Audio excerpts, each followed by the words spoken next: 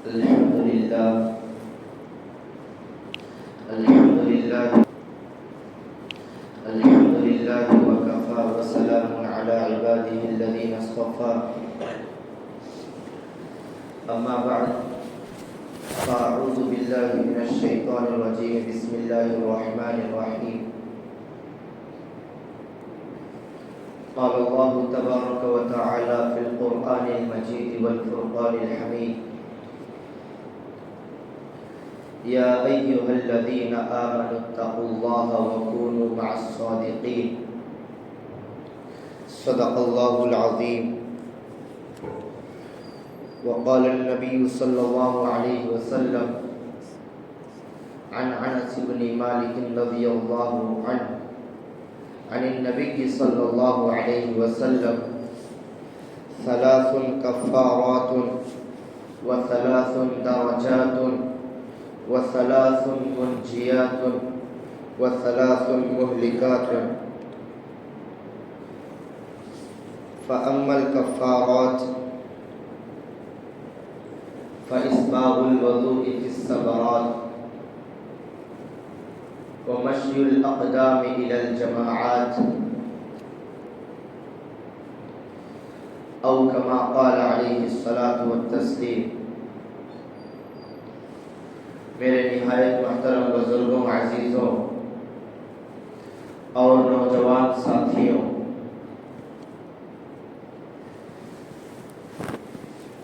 قرآن و حدیث کی روشنی میں جو بات عرض کرنی ہے وہ ہے چند باتوں کا اہتمام، کہ چند باتوں کے اوپر عمل کرنا چاہیے اور چند باتوں سے پرہیز کرنا چاہیے، بچنا چاہیے۔ اللہ کے نبی صلی اللہ علیہ وسلم نے جو بات بھی ارشاد فرمائی ہے، آپ علیہ السلام کی باتیں انتہائی جامع اور مانع ہوتی ہیں، یعنی الفاظ مکمل مختصر ہوتے ہیں، کم ہوتے ہیں، لیکن اس کے اندر معانی اور مطالب کا سمندر ہوتا ہے۔ اگر کوئی بندہ ان کے اوپر عمل کر لیتا ہے تو پکا اور سچا مسلمان بن کر اس دار فانی سے جاتا ہے اور اللہ تعالیٰ اس کے مقدر میں جنت الفردوس عطا فرماتے ہیں۔ دیکھیے، جو حدیث شریف میں نے آپ کے سامنے پڑھی ہے وہ بہت ہی لمبی حدیث شریف ہے۔ اس میں اللہ کے نبی صلی اللہ علیہ وسلم مکمل 12 باتوں کو ارشاد فرمائے ہیں، مکمل 12 چیزوں کو بتلائے ہیں، اپنی امت کو آگاہ کیے ہیں۔ اب ہمارے اوپر لازم اور ضروری ہے کہ ہم ان 12 باتوں کو غور سے سنیں اور اس کے اوپر مکمل عمل پیرا ہونے کی کوشش کریں اور دوسروں کو بھی ان کے اوپر لانے کی کوشش کریں، کیونکہ اس امت کے اوپر امر بالمعروف اور نہی عن المنکر کا جو اہم جو ذمہ داری ہے وہ سونپ دی گئی ہے۔ دیکھیے، 3 کام ایسے ہیں کہ اگر وہ کرنے سے انسان کے پچھلے گناہ، ماضی میں جو گناہ ہو چکے ہیں، ان گناہوں کو اللہ تبارک و تعالیٰ معاف فرما دیتے ہیں۔ اور 3 کام ایسے ہیں کہ انسان کے درجات بلند ہوتے ہیں، انسان اعلیٰ درجوں کے اوپر پہنچ جاتا ہے اگر ان 3 کاموں کے اوپر، ان 3 اعمال کے اوپر عمل کر لیا۔ اور 3 کام ایسے ہیں کہ انسان کو نجات دلانے والے ہیں، انسان کو کامیاب بنانے والے ہیں، اور 3 کام ایسے ہیں کہ انسان کو ہلاک اور برباد کرنے والے ہیں۔ تو اب ہم کو ان تمام باتوں کو غور سے سن کر اس کے اوپر عمل کرنے کی ضرورت ہے۔ جو انسان کے درجات کو بلند کرنے والے 3 کام ہیں، سب سے پہلے جو انسان کو ماضی میں جو گناہ ہو چکے ہیں پچھلی زندگی میں، وہ گناہ معاف ہونے والے جو 3 کام ہیں، ان میں سے پہلا کام ہے فَإِسْبَاغُ الْوُضُوءِ فِي الصَّبَرَاتِ۔ پہلا کام کہ مشقت میں وضو کو مکمل کرو۔ اللہ کے نبی صلی اللہ علیہ وسلم جو ارشاد فرماتے ہیں وہ دیکھنے میں معمولی ہوتے ہیں، لیکن اس کے اندر علم کا سمندر چھپا ہوا ہوتا ہے۔ اگر اس کے مطابق ہم عمل کر لیے تو دونوں جہاں میں کامیابی ہمارے قدم چومے گی۔ تو پہلی چیز ہے فَإِسْبَاغُ الْوُضُوءِ فِي الصَّبَرَاتِ، کہ مشقتوں میں وضو کو مکمل کرو، وضو میں اسباغ کرو۔ دیکھیے، کبھی سردیوں کے مہینے آتے ہیں، اس میں ٹھنڈا سے ٹھنڈا پانی رہتا ہے، ہر ایک کو گرم پانی میسر نہیں ہوتا، ہر ایک کو ہر نماز میں گرم پانی کا انتظام نہیں کر سکتا، تو بسا اوقات ٹھنڈی کے دنوں میں ٹھنڈا پانی استعمال کرنا پڑتا ہے، اور ٹھنڈی کے دنوں میں، سردیوں کے دنوں میں ٹھنڈا پانی استعمال کرنا آدمی کو مشقت میں ڈالنا ہے۔ تو پھر بھی ہم اس مشقت کو برداشت کرتے ہوئے ٹھنڈیوں میں مکمل وضو اگر کر لیے تو یہ بھی ہمارے جو پچھلے گناہ ہو چکے ہیں ان گناہوں کا کفارہ ہے۔ اللہ تعالیٰ اس کے ذریعے سے گناہ معاف کر دیتے ہیں۔ اور سخت گرمیوں کے دنوں میں اگر ہم نل آن کریں مسجدوں کا تو ہم کو گرم پانی آتا ہے، تو وہ بھی انسان کے لیے تکلیف سے خالی نہیں ہے، تھوڑی بہت مشقت ہو جاتی ہے۔ ہم اس مشقت کو برداشت کرتے ہوئے مکمل اگر وضو کر لیے تو یہ بھی ہمارے پچھلے گناہ جو ماضی میں ہو چکے ہیں ان کے کفارے کا ذریعہ بن جائے گا۔ اور اسی طرح سے اگر ہم ایسی جگہ پہنچ گئے وہاں پر پانی فری میں نہیں مل رہا ہے تو وہاں پر پیسہ دے کر پانی خریدے ہیں، اس کے بعد ہم مکمل وضو کیے ہیں، تب بھی یہ بھی عمل ہمارے ماضی کے جو پچھلے گناہ ہو چکے ہیں ان کے کفارے کا ذریعہ ہے۔ مطلب یہ ہے کہ اچھی طرح پاکی اور صفائی حاصل کریں۔ اور اللہ کے نبی صلی اللہ علیہ وسلم فرمائے ہیں فَإِسْبَاغُ الْوُضُوءِ، صرف اتنا نہیں کیا فرمایا کہ وضو کرو، اتنا نہیں فرمایا بلکہ اسباغ کا لفظ استعمال کیا۔ اسباغ کسے کہتے ہیں؟ ہر درجہ احتیاط کے ساتھ وضو کرنا۔ جو وضو کے اعضاء ہیں صرف ان کے اوپر پانی بہا دینے سے کام نہیں چلے گا، بلکہ اگر ہاتھوں کو کوہنیوں تک دھونا ہے تو کوہنیوں سے اوپر تک دھونا ہے، اسی کو اسباغ کہتے ہیں۔ اور چہرہ دھونے میں مکمل احتیاط سے کام لینا ہے کہ ایک بال کے برابر بھی ہم جگہ خشک نہ رہے، سوکھی نہ رہے، مکمل احتیاط کے ساتھ چہرہ دھونا، اسی کو اسباغ کہتے ہیں۔ اور اسی طرح سے محدثین اور مفسرین نے لکھا ہے کہ سب سے اعلیٰ درجے کا وضو وہ ہے کہ ہر عضو کو 3 مرتبہ دھویا جائے، اس میں مکمل اسباغ پایا گیا۔ ہر عضو کو 3 مرتبہ دھویا جائے، اس میں مکمل وضو بھی ہو جائے گا اور تسلی بخش وضو ہوگا، اس لیے اس کے اوپر عمل کریں۔ آج کل ہم معاشرے میں دیکھتے ہیں تو وضو میں بھی بہت کمی بیشی کوتاہی ہم سے ہو جاتی ہے کہ مکمل احتیاط کے ساتھ ہم وضو نہیں کرتے، کہ بیٹھتے ہیں بہت جلد وضو بنا کر نکل جاتے ہیں۔ اگر جو وضو کے اعضاء ہیں جن کا دھونا وضو میں فرض ہے، اگر اس میں سے ایک بال کے برابر بھی جگہ خشک رہی، جگہ سوکھی رہی، تو میرے بھائیو ہماری نمازیں نہیں ہوں گی۔ اس لیے جب بھی وضو کرنے کے لیے بیٹھے تو اس بات کا خاص اہتمام کریں، اس بات کا خاص خیال رکھیں کہ مکمل طور پر جس طرح نبی پاک صلی اللہ علیہ وسلم نے وضو کر کے بتلایا ہے اور وضو کو بیان کیا ہے، مکمل اسی کے لحاظ سے اور اسی کے مطابق ہم وضو کریں گے۔ اس میں ہم اپنے معاشرے میں کمی اور بیشی دیکھ رہے ہیں۔ اور دوسری چیز یہ ہے کہ ہم استنجا جاتے ہیں، دیکھیے جو انسان کا پیشاب ہے یہ نجاست غلیظہ ہے، انسان کا پیشاب اور پاخانہ نجاست غلیظہ ہے۔ اگر 1 درہم کے بقدر اس سے بھی اگر کم لگ گیا تو پھر معافی تلافی ہو سکتی ہے، اور 1 درہم سے بھی زائد اگر لگا ہوا ہے، پیشاب ہو یا پاخانہ ہو، تو تب تو ہماری نمازیں بھی نہیں ہوگی، اور ہم اس میں بڑی کوتاہی برت رہے ہیں۔ پیشاب میں مکمل پیشاب رکتا نہیں ہے، ہم اٹھ کر آ جاتے ہیں، اب راستے میں چلتے ہوئے 2-3 قطرے گر جاتے ہیں، اس سے نہ ہمارا وضو مکمل ہوگا نہ ہماری نماز مکمل ہوگی۔ اس لیے استنجا میں بہت احتیاط سے کام لینا چاہیے۔ آپ دوسرا دنیا کا کوئی بھی مذہب نہیں دکھا سکتے کہ استنجا کرنے کا طریقہ بتلا رہا ہو اور بیت الخلاء میں جانے کا طریقہ بتلا رہا ہو۔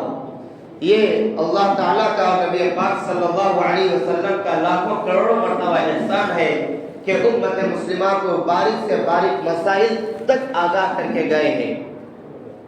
اور کل قیامت کے دن اللہ کے نبی صلی اللہ علیہ وسلم، بخاری شریف کی حدیث ہے، اللہ کے نبی صلی اللہ علیہ وسلم ایک قبرستان میں گزر رہے تھے، قبر کے پاس سے گزر ہو رہا تھا، تو اللہ کے نبی صلی اللہ علیہ وسلم نے فرمایا کہ یہ دو جو قبر میں سو رہے ہیں، قبر میں جو لوگ ہیں ان کو عذاب ہو رہا ہے، ان کو عذاب ہو رہا ہے۔ آس پاس جو صحابہ کرام تھے ان کو بتایا کہ یہ جو قبر میں دونوں قبروں میں سو رہے ہیں، قبروں میں جو لیٹے ہوئے ہیں، ان دونوں کو عذاب ہو رہا ہے۔ اس کے بعد اللہ کے نبی صلی اللہ علیہ وسلم خود فرماتے ہیں کہ یہ 2 شخصوں کو جو عذاب ہو رہا ہے، قبر کا عذاب، یہ کوئی بڑے گناہ کی وجہ سے نہیں ہو رہا ہے اور بڑی مصیبتوں کی وجہ سے نہیں ہو رہا ہے، صرف اس وجہ سے ہو رہا ہے کہ اس میں سے ایک پیشاب کے چھینٹوں سے نہیں بچتا تھا۔ پیشاب کے جو باریک باریک چھینٹے اڑ جاتے ہیں، اگر ہم غفلت کرتے تو اڑ جاتے ہیں، تو اس سے ایک آدمی نہیں بچتا تھا، جس کی وجہ سے قبر میں اس کو عذاب ہو رہا ہے۔ اور دوسرا آدمی چغلی میں مبتلا تھا، ادھر ادھر کی باتیں لگانا، آپس میں محبتوں کو ختم کرنا، آپس میں لڑائیوں کو عام کرنا اور انتشار کو پیدا کرنا، یہ دوسرے آدمی کا کام تھا۔ اس میں سے ایک پیشاب کے چھینٹوں سے نہیں بچتا تھا اور دوسرا چغل خوری کرتا تھا۔ اور حدیث شریف میں اللہ کے نبی صلی اللہ علیہ وسلم فرماتے ہیں لا يدخل الجنت قطات، کہ چغل خور جنت میں داخل نہیں ہوگا۔ اس لیے طہارت اور صفائی کا مکمل احتیاط کریں، مکمل پاکی صفائی کا لحاظ کریں، اس لیے کہ اللہ کے نبی صلی اللہ علیہ وسلم فرماتے ہیں الطہور شطر الایمان، کہ پاکی ایمان کی شرط ہے، اور بعض روایتوں میں نصف الایمان بتلایا ہے، پاکی صفائی آدھا ایمان ہے۔ اس لیے مکمل وضو میں بھی مکمل طور پر پاکی حاصل کریں، اور نجاست جب ہم بیت الخلاء جاتے ہیں تو وہاں پر بھی مکمل نجاست پاکی صفائی کا لحاظ کرتے ہوئے کام کریں، یہ پہلا کام ہے۔ اور دوسرا عمل جو ہمارے پچھلے گناہوں کو معاف کرنے والا ہے وہ ہے انتظار الصلاۃ بعد الصلاۃ، کہ ایک نماز کے بعد دوسری نماز کا انتظار کرنا، ایک نماز کے بعد دوسری نماز کا انتظار کرنا، یہ بھی ہمارے پچھلے گناہوں کو معاف کر دیتا ہے۔ اگر کوئی بندہ فجر کی نماز پڑھ کر نکل گیا، اب اس کے دل و دماغ میں ظہر کی فکر لگی ہوئی ہے کہ کب مؤذن حی علی الصلاۃ حی علی الفلاح کی صدائیں لگائے گا، پھر ہم مسجد کو پہنچ کر ظہر کی نماز باجماعت تکبیر اولیٰ کے ساتھ پڑھیں گے۔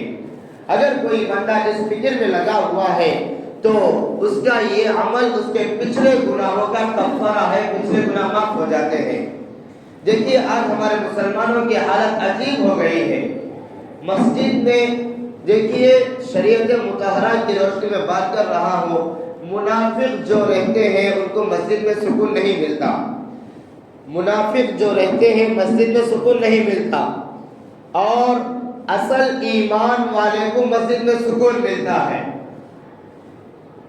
اصل جو ایمان والا ہے، اللہ تعالیٰ ایمان کی حلاوت سے اور ایمان کی تشنگی سے اگر کسی کو نوازا ہے تو مسجد میں آنے کے بعد اس کو سکون ملتا ہے۔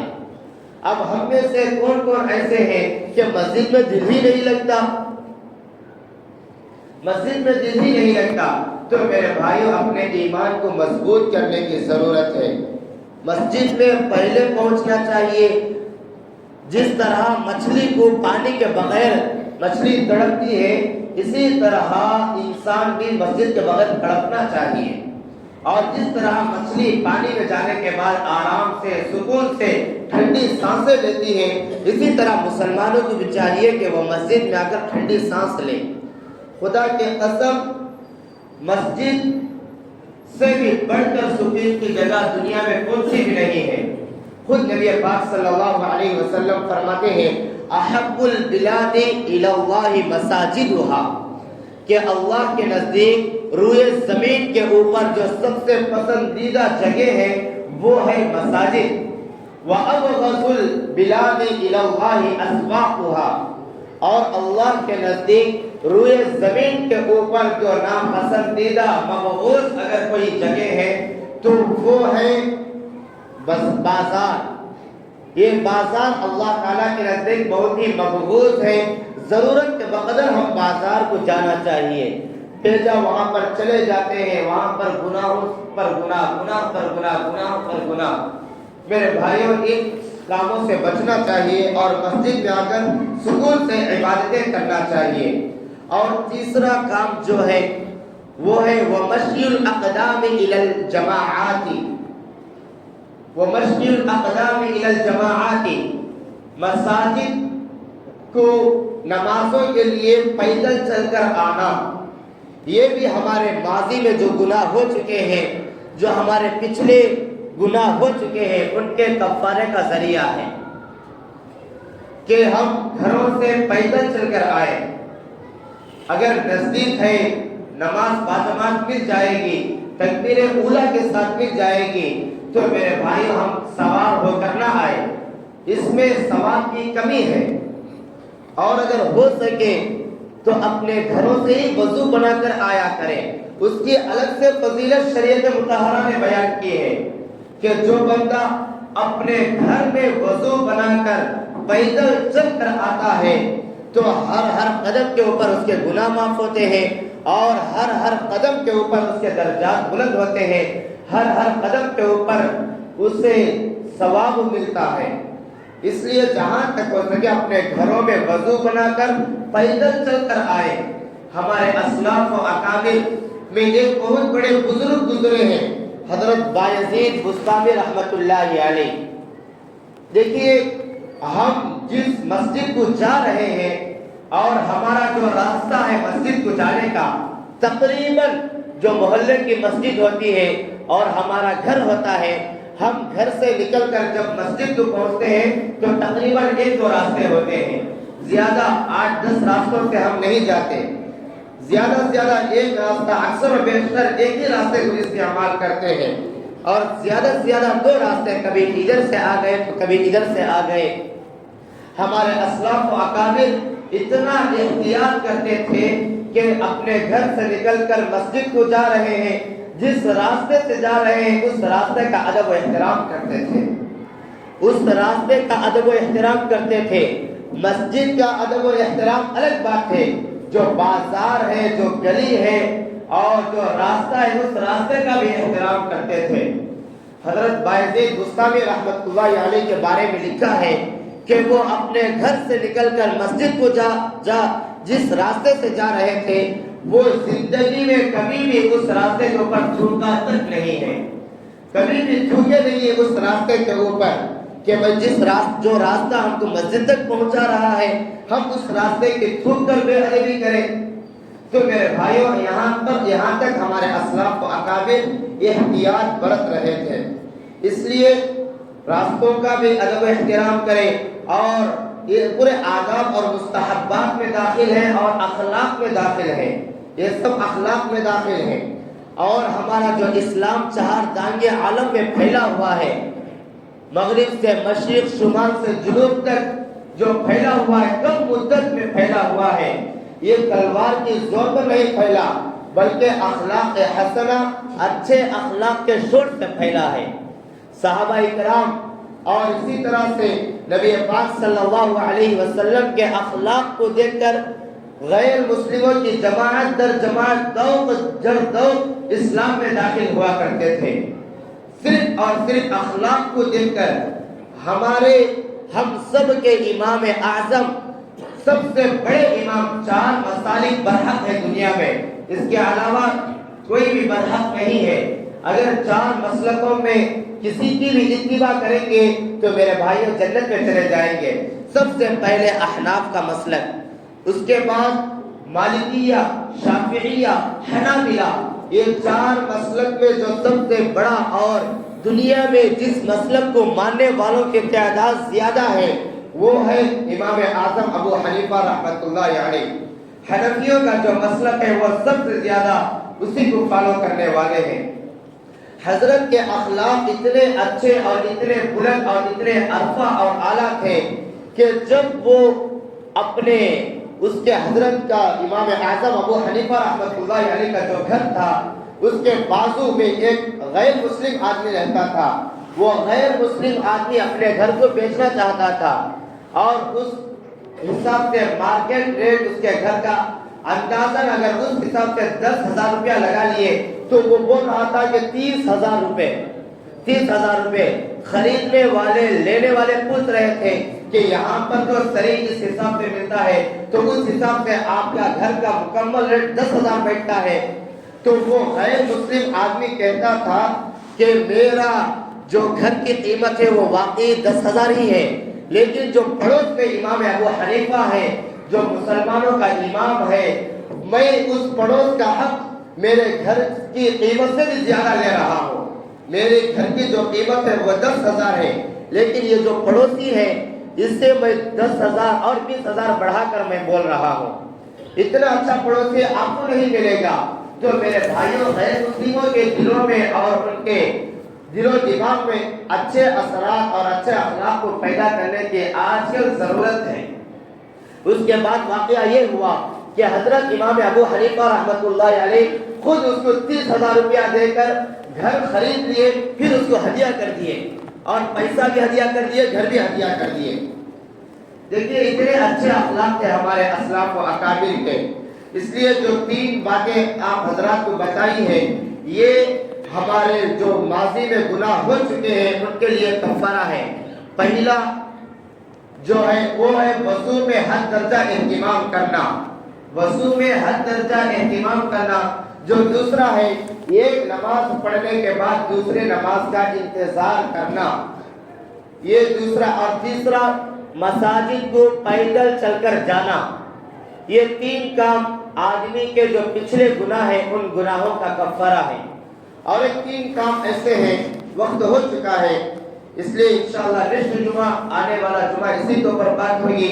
مکمل 12 چیزیں ہیں کہ ایک مسلمان کی زندگی کے لیے ان کے اوپر عمل کرنا بہت ضروری ہے. صرف ایک حدیث کے اوپر، احادیث کی بہت ساری کتابیں ہیں، اگر کوئی مسلمان بندہ صرف ایک حدیث کو اگر پکڑ لیا، اس کو اپنی زندگی میں لاگو کر لیا اور 12 چیزوں کو اپنے زندگی میں لا لیا تو میرے بھائیو دوسرا کوئی بھی کام کرنے کی ضرورت نہیں ہے. ہم لکھ کر دے سکتے ہیں کہ وہ آدمی جنتی ہے. اللہ تعالیٰ سے دعا ہے کہ اللہ تعالیٰ ہم سب کو عمل کرنے کی توفیق عطا فرمائے. آمین. وآخر دعوانا